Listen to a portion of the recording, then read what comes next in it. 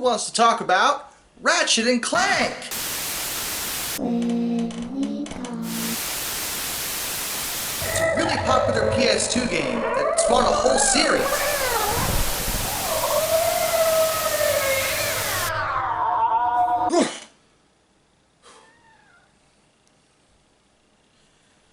Oh, maybe TD was right. Maybe there's something weird going on around here. Yeah, where is he anyway? I haven't seen him in a while.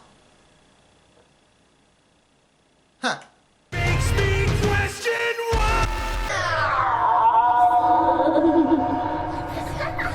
So, I'm kind of surprised with myself right now, because I haven't talked much about anything Insomniac ever. Which is weird, because some of my favorite games on the PlayStation were made by them, mainly the Spyro games. In fact, that's what they made, the Spyro games on the PlayStation. I love those games. Those games are great. Absolutely fantastic experiences if you haven't played them. Of course, now most people are like, well, they have the remakes now, so why would you even bother talking about those filthy, ancient pieces of technology? We like new stuff that looks all fancy. Look, I haven't played the remakes yet, okay? But I own all the old ones, and we're not even talking about Spyro right now. I will fight you, okay?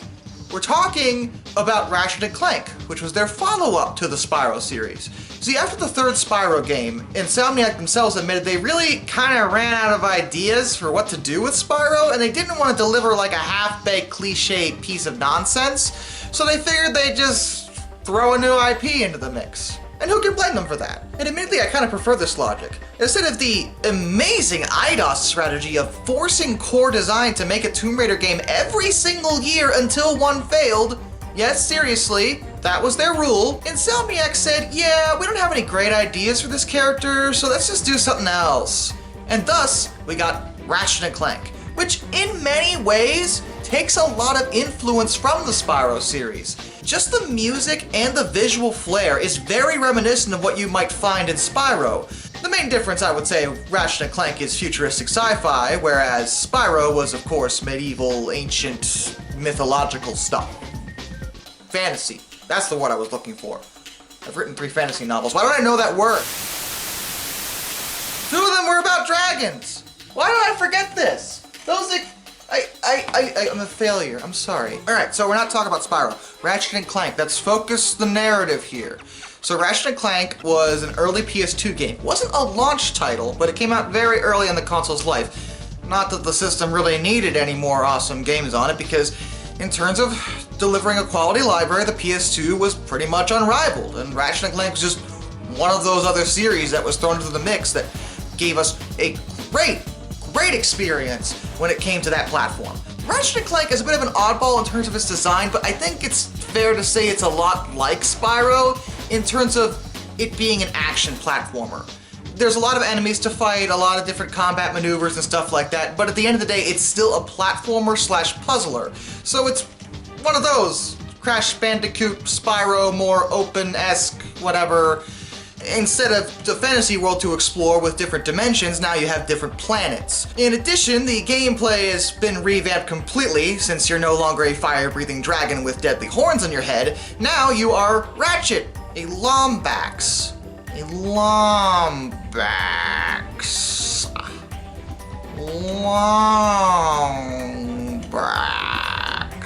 It's kind of a fuzzy lion thing. It's an alien. Everyone's an alien in this game. That's the whole idea. It's space, you know, whatever.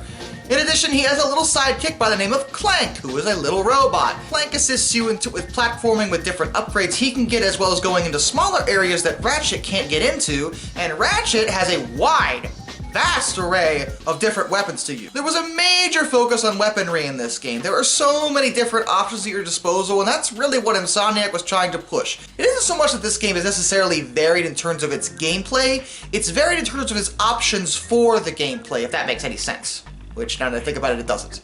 Let me explain.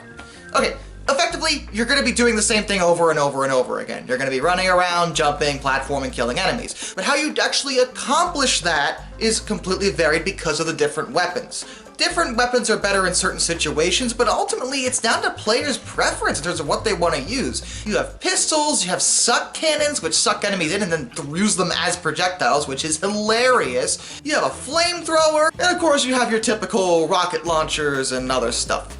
There's also tiny robots you can throw from the Doom Glove that explode when they touch things. There's more creative elements to the weapons. It's not just generic Call of Duty machine guns left and right we got going on here. It's the future. So they got creative with the kind of weapons you can use. There are some that are more generic, like I said, but there are others that are more imaginative. And again, it's a ton of fun to explore the different varied options you have as the game progresses. The plot in itself is fairly basic, but I do like it in terms of its flair and its approach to it.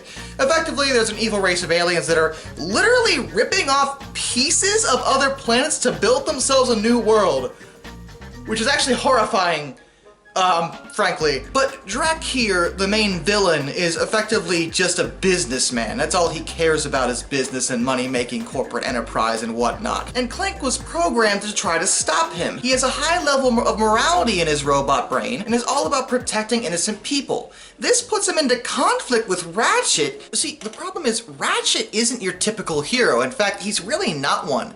He only really cares about himself for most of the game, and is only really worried about his own agenda, and he readily admits this. He does not care what happens to anybody else. He's very self-centered for most of the experience, and Clank is usually the one urging him to try to do something about, you know, the whole planets getting ripped apart thing, whereas Ratchet wants nothing to do with it except when it directly affects him. However, part of the development throughout the game is Ratchet learning that it's not all about him, and what it means to actually be a hero in the universe. I really like this idea because it's not your typical, I am the hero, I gotta stop the bad guy. This is someone who's like learning and growing as a person as we play as them. It's not someone who started the situation really wanting to be involved, but as fate would have it, he's the universe's best shot at stopping the cataclysm. And it turns out that he has more to learn about himself than he could ever imagine, because he finds out that he kind of likes helping people sometimes. Admittedly, Ratchet never really loses his snarky attitude the entire time. He's very sarcastic and witty, and while good-natured overall, he can be kind of a jerk. This also contrasts heavily with Clank, who is overtly polite and morally conscious. However, the key difference between the two, the reverse issue, is that there's something Ratchet has that Clank doesn't, which is world experience. Ratchet is way less naive about other people's intentions and doesn't trust too readily because he's had more time to realize that not everyone is necessarily on their side. Clank, well, in his defense, was basically just born when the game starts, so he's had zero opportunity to understand how people behave in the universe, and the notion that, yeah, some people are just inherently jerks. Ratchet knows this though, so he kinda tries to help Clank understand that, hey, sometimes people are just being mean just to do it. He's more cynical than Clank, but not to an unhealthy degree. And Clank tries to balance out his cynicism and not wanting to help other people with his acknowledgement that, yeah, but there are good people out there, and we should help them because we're the only ones who can. Now, I've already talked about weapons, which is a big part of the game, but there's also gadgets. There's so many different tools at your disposal beyond just armaments. There's a grappling hook, there are various different kinds of shoes like grind boots and magna boots. I really like how they change up the gameplay this way, where you have to use your tools to traverse, not just blow everything out of proportion. It gives the game more variety, and even though we're in a game where effectively we're going to be doing the same thing constantly, it never feels dull or old because it's so satisfying to run through, battle enemies, solve puzzles, and platform your way to victory. In addition, it gives you kind of a euphoric rush whenever you find a new tool, because when you first play the game, you have no idea what anything is.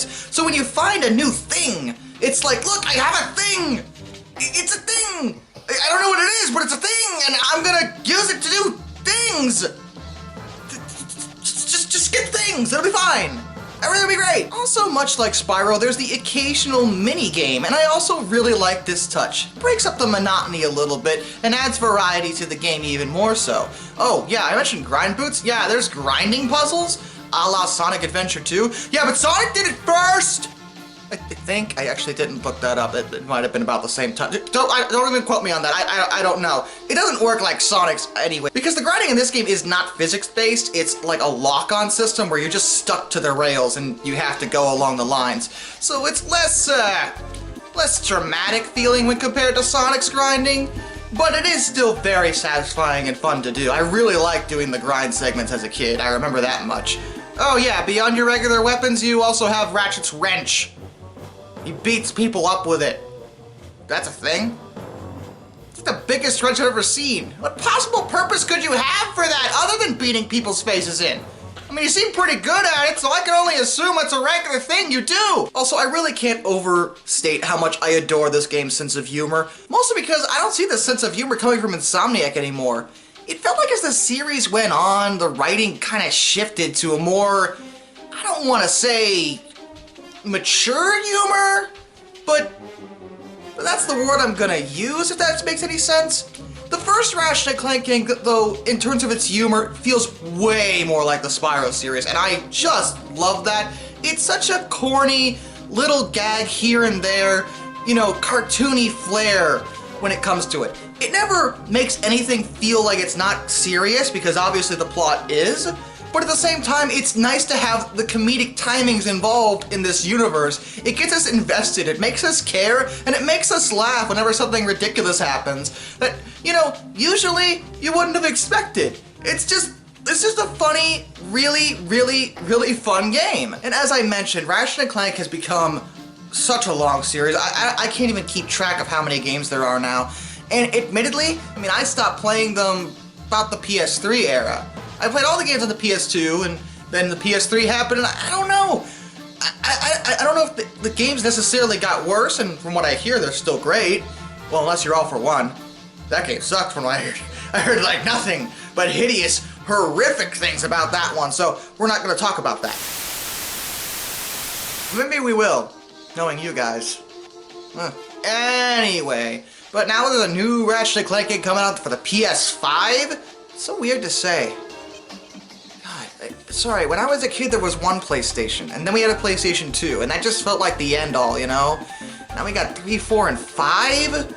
Xbox One X, serial number 243, Switch plus minus, infinitesimal, fit in your pocket, Xbox X, 1X, 2X. It's just, there's too many X's, okay? If you get to 3X, you know, the triple X thing, that has some other connotations. I'm warning you now, Microsoft. I don't know, it feels like gaming's so much more complicated, and Ratchet & Clank takes me back to a simpler time, before things got so hostile.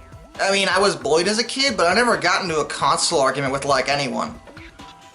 No, seriously, I don't remember that ever happening. Nobody frickin' cared what you played as long as you played. And this first game just feels like the last bastion of that classic, you know, almost mascot platform game that we used to get on the 16-bit consoles and basically died out about that point. But Ratchet & Clank became its own thing and an own series, and it's still beloved to this day. So it kind of stood the test of time in that regard. So good for them. They deserve it. I love this game. I would highly recommend you give the first game a shot, though I've heard it's been remade. I don't know how that is. I'm talking about the PS2 version. Maybe the new one's better or worse, or I don't know. Okay. I like Ratchet & Clank on the PS2. It's a good game. If you get the chance, you should give it a try. It holds up really well, and I still love playing it. That is all.